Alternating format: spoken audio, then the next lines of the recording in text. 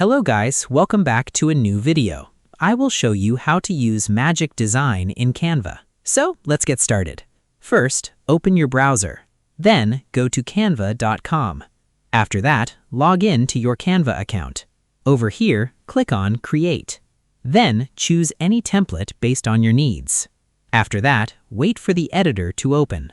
Over here, click on Design or Magic Design if it appears directly. Then type your prompt such as Instagram post for travel or upload an image, document, or text. After that, click on the Submit button. Then wait while Canva generates multiple design options. Over here, scroll through the generated designs. After that, click on the design you want to use. Then edit the text, colors, images, and fonts as needed. And that wraps it up. If you found this video useful, please do like and subscribe. Thanks for watching.